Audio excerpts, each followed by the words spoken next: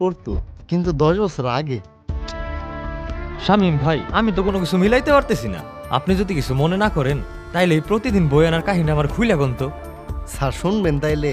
শুনেন, আমার ছেলে অনেক ভালো ছাত্র আছিল, ঢাকা থেকে লেখাপড়া করতো। ও পড়ালেখা শেষ করে চাকরির পরীক্ষা দেওয়া শুরু করলো। বাবা পড়তে চাও? তোমার জন্য হাসান বের বাজারে গেছিলাম, পাই নেই, কালকে এনে দিবানি। আব্বা, কালকে আর আনতে হইব না, আমার কালকে পরীক্ষা। আমি আজকে রাত্রে ঢাকা চলে যাম। আজকেই চলে যাবি? আবার আসবি কবে? আব্বা, কালকে আমার ভাই ভাই, এমনি আমি সব কিছুতে টিকে গেছি। যদি ভাই ভাই ঠিকই আমার চাকরিটা হয়ে গেলে আমি তাড়াতাড়ি বাড়ি চলে আসুন। আর যদি না হয় আমি ঢাকায় থেকে আর কিছুদিন প্রিপারেশন নিম। আমি আল্লাহর কাছে দোয়া করি তোর চাকরিটা যেন হয়। আর যদি না হয় তুই মন খারাপ করিস না বাজান, তুই ঢাকা মেসে থেকে লেখাপড়া করিস, আমি তোর টেহা পাঠাই দিবানি। ঠিক আছে আব্বা। আব্বারে ফোন দিয়ে জানাই দেই। মাহফুজ ফোন দিছে। হ মাহফুজ ক। হ্যালো আব্বা, আমার তো চাকরিটা হয়ে গেছে। হ্যাঁ কি করস, তোর চাকরি হয়ে গেছে? আমি জানতাম আব্বা তোর অনেক বড় একটা চাকরি হইব। হ আব্বা, সবই তোমার দোয়া। তুই তাড়াতাড়ি বাড়ি আয়, আমি এলাকার সবাই মিষ্টি খাওয়াই দিছি। আচ্ছা ঠিক আছে আব্বা, আমি তাড়াতাড়ি বাড়ি চলে আসতেছি। আমার ফুলার চাকরি হয়েছে। ওই নাবিল, ওই রবিউল, তোরা কোনে রে? আয় তোরা, তোর স্বাস্থ্য ভাইয়ের চাকরি হয়েছে। কাকলিরও তাইলে ফোন দিয়া জানাই দে। হ্যালো কাকলি। হ্যাঁ বলো। আমার তো চাকরিটা হয়ে গেছে, এখন আর আমাদের বিয়ে কোনো বাধা রইল না। তুমি তোমার আব্বুরে জানাই দিও। হ্যাঁ, এই বিষয়ে আমি আব্বুকে আগেই বলছিলাম। আব্বু বলছে যদি তুমি গ্রামে থাকো তাহলে তোমার সাথে আমার বিয়ে দিবে না। কি বলো? আমি যদি গ্রামে না থাকি তাহলে আমার আব্বার খেয়াল আমি কেমনে রাখবো? দেখো মাহফুজ, তোমার কাছে দুইটা অপশন, হয় তুমি তোমার বাবাকে নিয়ে গ্রামে থাকবা, আর যদি আমার সাথে থাকতে চাও তাহলে সারা জীবনের জন্য ঢাকায় চলে আসো। আচ্ছা ঠিক আছে। মাহফুজ কইল আসবো, একদিন হয়ে গেল, ও আইলো না এখনো। ওর হাতে ফোনে যোগাযোগ করে পারতেছি না, কি যে হইলো বুঝতেছি না। তারপর থেকে আমার অপেক্ষা শুরু।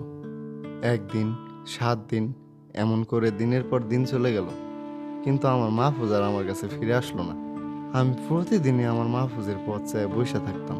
কত মানুষ আইলো গেল, কিন্তু আমি আমার মাহফুজের চেহারাটা আর দেখতে পাইলাম না।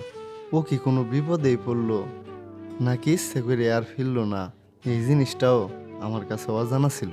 আমার ছেলেটা শুধু এই বই খাতাগুলো রেখে আমার জীবন থেকে গায়েব হয়ে গেল। বলেন কি শামীম ভাই, এইভাবে গায়েব হয়ে গেল?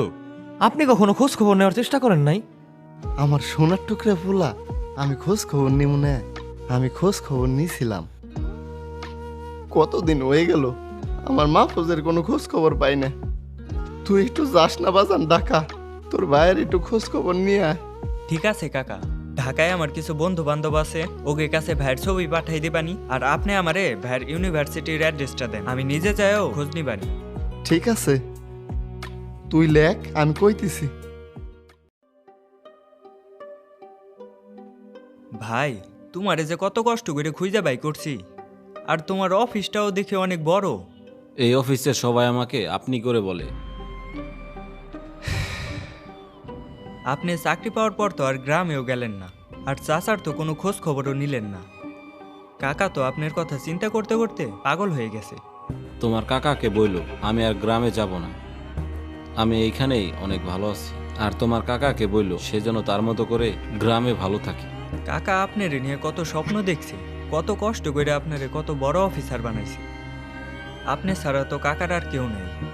ভাই, আপনি কাকার কাছে ফিরে চলে। দেখো, আমি আমার অতীতের লাইফ ভুলে গেছি, এগুলা বলে আমাকে আর ডিস্টার্ব করো না। আর আমার একটা মিটিং আছে, আমার যাইতে হবে। তোমার জন্য নাস্তা পাঠাই দিতেছি, তুমি খেয়ে চলে যেও।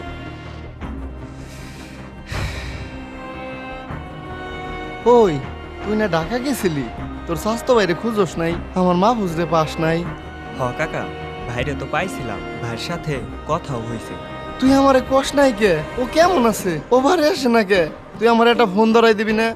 কাকা, কি আর কম, মাহফুজ ভাই তো আমাকে চিনবেরই চায় না। কি কস? তুই আমার কথা কষ নাই?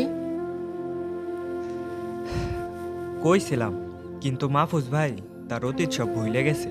সে আসলে গ্রামের কারোর সাথে কোনো সম্পর্কই রাখতে চায় না। ও যে ভালো আছে এতেই আমি খুশি। আমার ছেলে এখন ভালো আছে, আর আমার গল্প এখানেই শেষ। শামীম ভাই, আপনার কথা শুনে মনে হইতেছে ওর প্রতি আপনার কোনো রাগই নাই। রাগ থাকে কেমনে স্যার? বাবা ছেলের সম্পর্ক তো দেনা পাওনার না, ভালোবাসার। ও এখানে ভালো আছে এতে আমার শান্তি। তারপরেও শামীম ভাই, ও যেটা করছে এটা নিমক হারামি। আপনার দেখেই তো আমি বুঝতেছি আপনার কত কষ্ট লাগে। কষ্ট তো লাগেই স্যার, কিন্তু আমি ভাবি ওরও হয়তো কষ্ট লাগে, কিন্তু ও হয়তো বলতে পারে না স্যার। জীবন সবাইরে ব্যস্ত করে তোলে।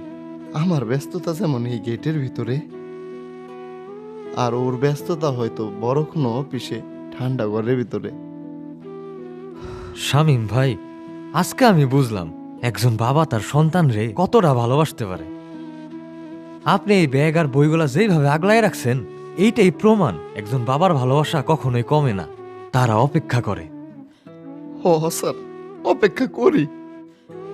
ও যখন এই স্কুলে পড়তো আমার জন্য এই যে এই জায়গায় দাঁড়ায় অপেক্ষা করতো, আমি কখন ওরে বাড়ি নিয়ে যাব। আর এখন ওর জন্য আমি অপেক্ষা করি ও কখন এসে আমার হাত ধরে বলবো, বাবা সময় হয়েছে, চলো বাড়ি যাই। শামীম ভাই, এরকম কপাল আল্লাহ যেন কাউরে না দেয়। সব সন্তানরা বড় হয়, কেউ সাফল্যের পেছনে দৌড়ায় আর কেউ সংসারের ভারে হারিয়ে যায়, কিন্তু কিছু বাবা রয়ে যায়, হয় বাড়ির উঠানে আর না হয় স্কুলের গেটে, যেখানে প্রতিদিন শুধু সন্তানের ছায়া খোঁজে।